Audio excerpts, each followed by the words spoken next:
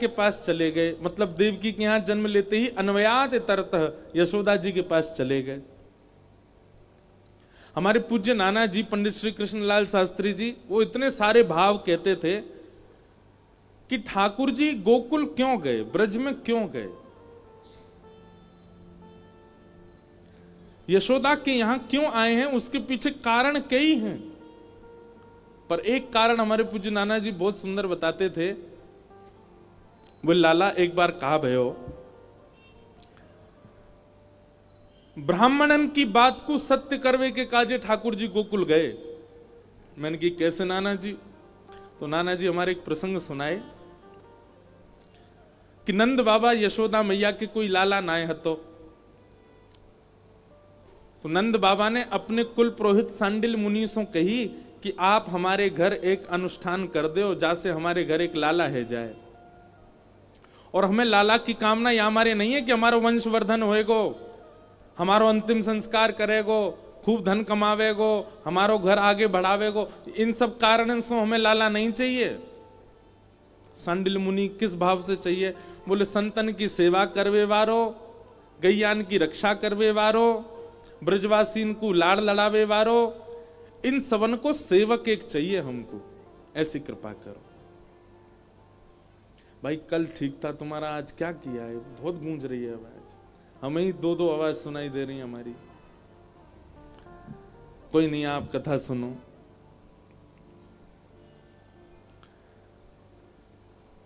तो क्या बता रहा था? हाँ, तो नंद बाबा यशोदा मैया ने किस भाव से पुत्र की कामना की? गौ सेवा, संत सेवा, ब्रजवासीन की सेवा, इन सबन की सेवा भावना वारो हमें एक लाला चाहिए। और यही भाव से हमारे यहां आप एक अनुष्ठान कर दो। सब लोग इधर देखो, ध्यान से सुनो। तो सांडिल्य मुनि ने एक तिथि निकाली, मुहूर्त निकाला। बोले ठीक है, एक बहुत बढ़िया मुहूर्त है, इसमें हम आएंगे और आपके अनुष्ठान करेंगे। सांडिल्य मुनि तो कहीं किसी कार्य में व्यस्त हो गए, कहीं कोई बड़ा अनुष्ठान था तो नहीं जा पाए। उन्होंने अपने भांजे को भेजा, बोले आप जाओ और नंद बाबा के यहां अनुष्ठान करके आओ। सांडिल्य मुनि के भांजे आए। हमारे ब्रज में आज भी नियम है कि कोई संत महापुरुष आए तो माताएं चाहे कितनी भी उम्र की हों, घूंघट करके सिर ढक के थोड़ा वैसे ही प्रणाम करें। तो जैसे ही सांडिल्य मुनि के भांजे घर पर पधारे तो यशोदा मैया ने घूंघट करके आई। अच्छा, यशोदा मैया की आयु 80 वर्ष की, पर मैया सुंदर बहुत हैं। यशोदा मैया का सौंदर्य भागवत में वर्णन किया गया है, बहुत सुंदर है यशोदा मैया। कोई विशाल रूप नहीं है मैया का, मैया बड़ी सरल सहज और बड़ी बड़ी बड़ी सुंदर हैं। ठाकुर जी की मैया हैं। तो यशोदा मैया जैसे ही सांडिल्य मुनि के भांजे आए, सब आचार्यगण आए, तो श्रृंगार तो किया ही हतो। उनने घूंघट करके जैसे ही प्रणाम करवे गई तो उनको लगी कि कोई नव विवाहिता कोई कन्या प्रणाम कर रही है, क्योंकि यशोदा मैया ऐसे ना रहे में पूरी सज धज के रहे, खूब बढ़िया सुंदर नूपुर पहन के रहे, करधनी पहने, खूब आभूषण धारण करें, कड़ूला पहने, आदि आदि सब भाव। तो उनको देख करके कहीं ऐसा भाव आया कोई नवेली बहू तो नहीं है। ब्राह्मण तो सबको आशीर्वाद देते हैं। जैसे यशोदा मैया ने प्रणाम करी तो सब आचार्य ब्राह्मणों ने सोचा कोई नवीन बहू है, तो सबने चर सौभाग्यवती रहो और आपको पुत्र रत्न की प्राप्ति हो, हमारो ऐसा आशीर्वाद। हमारे पूज्य नाना जी कहते, बोले वही दिना ठाकुर जी ने मन बना लियो कि ब्राह्मणन ने आशीर्वाद दियो, अब ब्रह्म वाक्यम जनार्दनम, इनकी वाणी सत्य करवे मुझे जानो ही पड़ेगो। जन्म भले ही देवकी के यहां लिया ठाकुर जी ने। ठाकुर जी ब्रज लीला करना चाहते तो और भी तरीके हो सकते थे, देवकी के संग रह के भी कर सकते थे। यशोदा जी के पास क्यों गए? क्योंकि यशोदा जी को ब्राह्मणों का आशीर्वाद था। और फिर हमारे नाना जी एक कथा सुनाते कि सब ब्राह्मण अनुष्ठान के लिए यमुना तट पर पहुंचे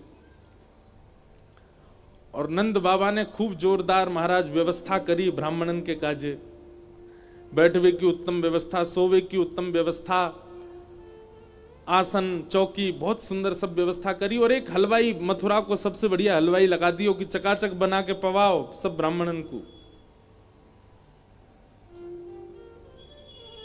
रात्रि में सोए सब ब्राह्मण, जैसे ही सुबह उठे यमुना स्नान करके संध्या वंदन करके सब ब्राह्मण बोले हाँ भैया सब लोग बाल भोग पा लो, और बाल भोग पावे के बाद अनुष्ठान में बैठेंगे। बाल भोगी इतनो सुंदर बनो, बेड़ई, आलू की सब्जी, जलेबी और जाने कहा का बहुत सारी सामग्री बनी। देसी घी में बिल्कुल बढ़िया धोरी गैया को दूध, ठाकुर जी की गौशाला की गैयान के दूध में से भी सुगंधी आवे, ऐसी गैया, उनके दूध से बने हुए घी से बढ़िया सुंदर सामग्री बनी। सब ब्राह्मणन ने महाराज इतनो पायो जैसे भोजन पा रहे हो, इतनो पायो, चकाचक पेट भर गयो। सब ब्राह्मण जैसी अनुष्ठान में बैठे तो सबन को उबासी आने लगी, कोई की आंख भारी रहने लगी, आपस में एक दूसरे को मुख देखने लगे, बोले कहा करें भैया बहुत पा लियो, अब तो नींद आ रही है। तो जो आचार्य ब्राह्मण थे वो बोले एक काम करो सब सो जाओ, अभी ने आराम कर लियो, दोपहर में उठेंगे फिर से स्नान करेंगे फिर अनुष्ठान में बैठेंगे। देखो ऐसे अनुष्ठान खंडित हो जाएगा अगर हम सोए तो। सब ब्राह्मण बोले हाँ जे काम बढ़िया, एक आध घंटा थोड़ा आराम कर लेने, भोजन पच जाएगा फिर करेंगे अनुष्ठान। सब ब्राह्मण तान दुपट्टा सो गए। थोड़ी देर बाद जब उठे, स्नान ध्यान करके सब तैयार है करके जैसे ही अपने अपने आसन पर बैठे, सोई रसोईया ने आवाज दे दी, बोले राजभोग तैयार है क्यों, सब ब्राह्मण देवता आ जाओ। सब ब्राह्मण बोले भैया अनुष्ठान तो शुरू है, जान दे ये भोजन पहले शुरू है को है। बोले नेक नेक पा लियो फिर अनुष्ठान बैठ जाइयो। अब जहां नाश्ता भोजन की तरह बना था तो भोजन कैसा बना होगा। सब ब्राह्मण बोले चलो थोड़ी थोड़ी दो दो रोटी पालें फिर करेंगे। जैसे पहुंचे महाराज, जे बड़ी गिलास भर के तो छाछ और सबन को बढ़िया सुंदर सामग्री, 5 प्रकार की सब्जी, 3 प्रकार के मिष्ठान, 3 प्रकार की पूड़ी, मसालेदार पूड़ी अलग, मीठी पूड़ी अलग और सामान्य साधारण पूड़ी अलग। ब्राह्मणन ने प्रेम सो पायो। पावे के बाद आचार्य जी बोले जल्दी जल्दी सबरे हाथ मुंह धो के आओ, बैठो अनुष्ठान में। सबरे हाथ मुंह धो के जैसे अनुष्ठान में बैठे, जोर जोर की डकार लेने लगे, पेट पे हाथ धर के बोले आचार्य जी नेत्र भारी है रहे हैं, हमसे तो बैठो ही नहीं जा रहा, उबासी आ रही है, छाछ और पी गए ऊपर से, छाछ पीने के बाद नींद आवे, ऐसे तो अनुष्ठान खंडित है जाएगा। नंद बाबा के यहां लाला होना चाहिए। आचार्य जी बोले क्या करें, एक काम करो फिर आराम कर ले रहे, आज शाम को और पूरी रात भर अनुष्ठान करेंगे। आज शाम को कोई प्रसाद नहीं पावेगो भैया, रसोईया तक के तो हल्को हल्को अल्प आहार बनावेगो। ब्राह्मण बोले भैया शाम को खिचड़ी बना दियो बस। और सबरे ब्राह्मण फिर सोवे चले गए, फिर आराम कियो। पूरे दिना महाराज चकाचक नेत्र बंद करके, और सब ब्राह्मण जब प्रेम से प्रसाद पामे और सोवे जामे तो सोते सोते सबरे ब्राह्मण एक साथ प्रार्थना करें, हे विधाता जहां नंद बाबा ने ऐसी जोर की व्यवस्था करी है, ऐसा प्रेम लुटाए रहो, ऐसा आनंद करा रहो ब्राह्मणन को, हे विधाता याकू या तो लाला दे दियो और लाला ना देना हो तो तू ही लाला बन के आ जाइयो। सब ब्राह्मण एक साथ ठाकुर जी से प्रार्थना करें। रात्रि को सबरे उठे, स्नान ध्यान करके संध्या वंदन करके बोले हाँ भाई थोड़ी थोड़ी खिचड़ी खा लो फिर बैठे अनुष्ठान में। और खिचड़ी खावे गए तो वो खिचड़ी भी ऐसी वैसी नहीं बनी, बहुत जोरदार बनी। और खिचड़ी में ही इतने मेवा, बादाम ले, केसर ले, पिस्ता ले, काजू ले, किशमिश ले और जे देसी घी ऊपर डाल डाल करके जे बढ़िया खिचड़ी।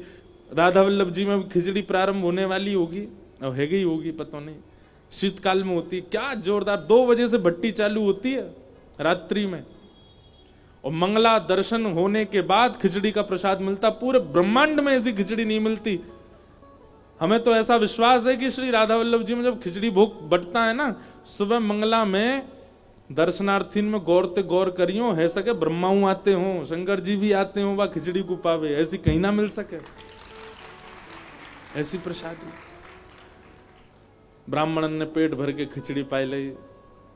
अब जोरदार खिचड़ी पा करके जैसी अनुष्ठान करवे बैठे, एक आध घंटा तो अनुष्ठान है गयो, लेकिन वह के बाद आचार्य जी ने नेत्र खोल के सब ब्राह्मण देखे तो कोई उबासी ले रहो, कोई नींद आ रही, बोले खिचड़ी में ही इतने मेवा है कि वैसे ही आलस से आ गयो। आचार्य जी बोले ऐसे तो अनुष्ठान होगो नहीं भैया, तुम लोग एक दिन तो पूरा निकार दियो, नंद बाबा के बालक कैसे होएगो। सब ब्राह्मण विधाता से प्रार्थना करें, हे विधाता हमारो अनुष्ठान अभी प्रारंभ ही नहीं भयो है, केवल भोजन को अनुष्ठान चल रहा है, लेकिन यहाँ नंद बाबा ने सब ब्राह्मणन को इतना प्रसन्न कर दियो है।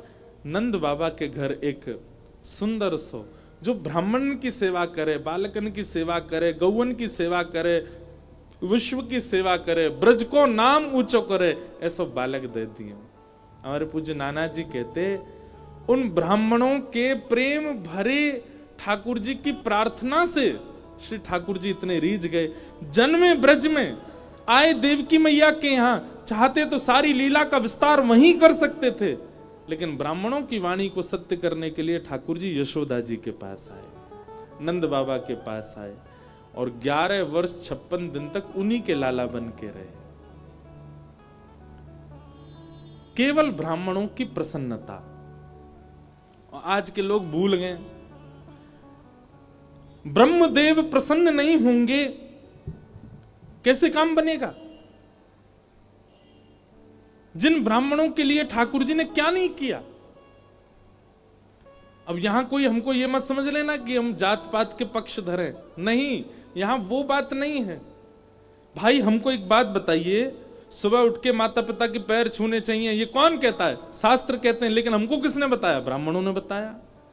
ब्याह में फेरे ऐसे होंगे, ब्याह में इतना दान करना चाहिए, ब्याह में कन्यादान के रिवाज ऐसे होते हैं, कौन बताता है? ब्राह्मण बताते हैं। यज्ञोपवीत संस्कार, नामकरण संस्कार सब कौन बताते हैं? ब्राह्मण बताते हैं। कहां तक कहें, हमारे जाने के बाद हमारे देह तक का संस्कार भी ब्राह्मण करवाते हैं। वो सदा से हमारे गुरु रहे हैं, हमारे पथ प्रदर्शक रहे हैं। अब उनको भी हम लोगों ने केवल कर्मचारी के भांति देख लिया है। कैसे ठाकुर जी प्रसन्न हो जाएंगे? हमारी बात सत्य मानिएगा। हमने कई संतों के चरित्र देखे, कई भक्तों के चरित्र देखे, केवल ब्राह्मणों को प्रसन्न करने के एक जिम्मेवारी ले ले, केवल वैष्णवों को प्रसन्न करने की जिम्मेवारी ले ले, संतों को आनंद कराने की जिम्मेवारी ले, ना करे जप, ना करे तप, ना करे साधन, केवल ये मन में भाव रख ले, मेरे सामने ब्रजवासी आ गए, वैष्णव आ गए, ब्राह्मण आ गए, उनको खूब प्रसन्न रखना है। इसी मात्र से ठाकुर जी प्रसन्न हो जाएंगे। पर निंदा ब्रजवासियों की कर रहे हैं, ब्राह्मणों को बिल्कुल ओछा समझ रहे हैं, किसी संत महापुरुष साधु की कभी सम्मान नहीं करते हैं, और हम चाह रहे हैं कि हमारे भजन बल से ठाकुर जी मिल जाएं। कभी नहीं मिल सकते।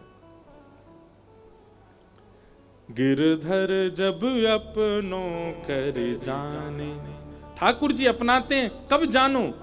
ताको मन भगतन की सेवा, संत चरण रज सदा लुभाने, संतन में मति संतन में गति, हरिजन संगे हरि उर आने, गिरधर जब अपनों कर जाने। तो जन्माद्यस्य यतोन्वयाद इतरतः, भगवान जन्म लेते ही अपनी वास्तविक मैया से नेक दूर चले गए दूसरी मैया के पास। कौन? यशोदा जी। वहां क्या किया? चार थे स्वविज्ञ स्वराट, अविज्ञ हैं, अनविज्ञ नहीं है, सब जानते हैं। रूप बदल के पूतना आई, तृणावर्त आया, जितने राक्षस आए सबको ठाकुर जी पहचान गए। भगवान सब जानते हैं, कौन कितने पानी में, कौन कितने भाव में, कौन कितनी श्रद्धा में, ठाकुर जी को सब पता है। कई बार हमारा आडंबर प्रधान होता है दूसरों को दिखाने के लिए, पर ठाकुर जी जानते हैं कि कौन वास्तविक है, कौन किस भाव में है। राधा वल्लभ जी, बिहारी जी के मंदिर में सबसे पीछे खड़ा हुआ व्यक्ति यदि भाव वाला है तो श्री राधा वल्लभ जी उसी को देख रहे हैं। और सबसे आगे वारो अगर आडंबर में है तो ठाकुर जी की दृष्टि वहां पे ना पड़ रही है। ठाकुर जी सब जानते हैं। इसलिए हम एक बात कहते हैं, आडंबर का स्वभाव संसार में रखो। कहीं भी वैदिक दैविक स्थान में जाओ ना, वहां 2 मिनट के लिए जितनी देर दर्शन कर रहे हो अपने समस्त भावों को विश्राम दो। जैसे हो वैसे बन जाओ। ठाकुर जी के आगे तो वैसे प्रस्तुत हो जाओ जैसे हो। अब वैद्य के पास गए और वैद्य से जाके कहा मेरे सिर में दर्द हो रहा है। डॉक्टर से कहा सिर में दर्द हो रहा है, सिर दर्द की दवाई दे दी लेकिन आप ठीक ही नहीं हो रहे। डॉक्टर ने कहा दवाई तो हमने ठीक दी, तुम ठीक क्यों नहीं हो रहे? कमर में भी दर्द था, घुटने में भी दर्द है, पर हमने बताया नहीं। तो भगवान डॉक्टर कहेंगे फिर कैसे समझूंगा मैं, नहीं बताओगे तो। ठीक वैसे ही ठाकुर जी को जब तक ये प्रस्तुत नहीं करेंगे कि हमारे अंदर अवगुण कितने हैं, ठाकुर जी उनको सगुण बनाएंगे कैसे? हम तो इस बात के पक्षधर हैं कि ठाकुर जी के सन्मुख पहुंच करके अपने समस्त अवगुणों का बखान करो। हम ऐसे हैं। अब देख लो नाथ, हम पर क्या कृपा करनी है, हम पर क्या दया करनी है। हम ऐसे हैं। ठाकुर जी अविज्ञ हैं, अनविज्ञ नहीं है। जितने राक्षस आए सबका वध किया। तेने ब्रह्म हृदय आदि कवये मुह्यन्ति यत्सूरयः। ब्रह्मादि देवता, इंद्रादि देवताओं को जिन्होंने अपनी बाल लीला से मोहित कर लिया, ये सब देवता ठाकुर जी की उन लीला छटाओं पर मोहित हो गए। तेने ब्रह्म हृदय आदि कवये मुह्यन्ति यत्सूरयः। तेजो वारि मृदाम यथा विनिमयो यत्र त्रिशर्गो मृषा। धाम्ना स्वेन सदा निरस्तकुहकं सत्यं परम धीमहि। पृथ्वी, जल, अग्नि, वायु, आकाश 5 तत्व हैं। भगवान ने इन 5 को पवित्र किया। अगर आप हमसे पूछें कि श्री कृष्ण कौन हैं, तो एक शब्द में अगर कहें तो पर्यावरण मित्र। ठाकुर जी पर्यावरण से बहुत प्रेम करते हैं और मानव बिल्कुल उल्टा ही है। कभी भी सुन लो, ठाकुर जी कहां मिलेंगे? सघन कुंज में मिलेंगे। ठाकुर जी कहां मिलेंगे? पर्वत के पास मिलेंगे। ठाकुर जी कहां मिलेंगे? वृक्ष के ऊपर मिलेंगे। ठाकुर जी कहां मिलेंगे? यमुना जी के तट पे मिलेंगे। ठाकुर जी कहां मिलेंगे? बोले रज में लोटे भय मिलेंगे। ये सब क्या है? ये पर्यावरण है, ये प्रकृति है। ये बात भी याद रखिए, प्रकृति के प्रति जिसके चित्त में कोई भावना नहीं है, उससे भी ठाकुर जी बहुत दूर हैं। भाई, हमें जिससे मिलना होता है ना, जिसको पाना होता है, हम उसके जैसा बनने का प्रयास करते हैं, उसकी प्रिय वस्तुओं को अपना प्रिय बनाते हैं।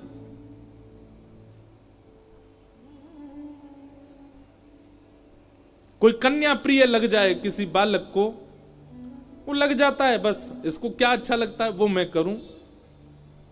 जो नहीं खाता था उसके प्रिय लगने वाली वस्तु वो भी खाने लग जाता है। और हमसे लोग आकर के ये प्रश्न करते हैं, महाराज जी जब प्याज की बनी वस्तु खाएं तो कंठी उतार के खा सकते हैं ना? इतना त्याग नहीं कर पा रहे ठाकुर जी के लिए। इतनी सी लूली बाई को नहीं संभाल पा रहे अपनी को।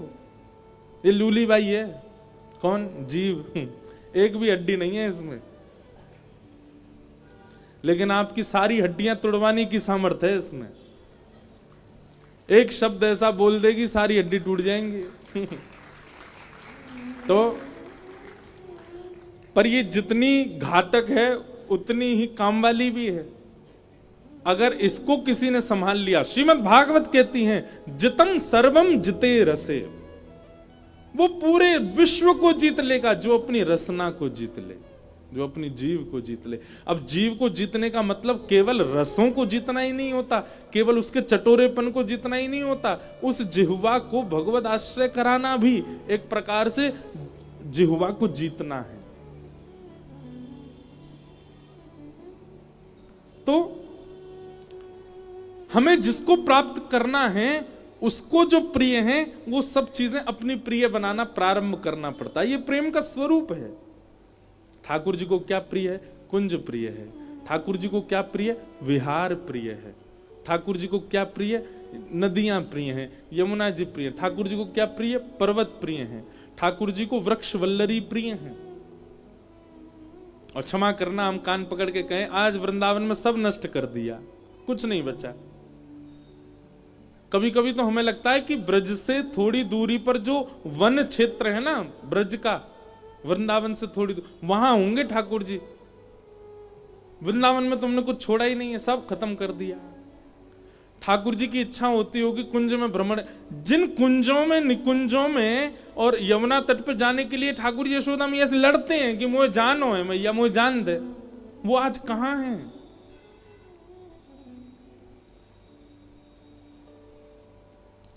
अब हम तो केवल प्रवचन कर सकते हैं, हमारे कहने से कुछ बदलाव तो वृंदावन में होने वाला है नहीं।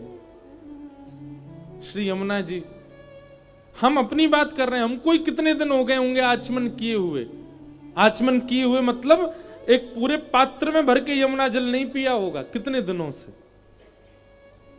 अभी स्नान पूर्णिमा थी ना इस वर्ष की, तो मैं उत्तराखंड के एक स्थान है कटा पत्थर,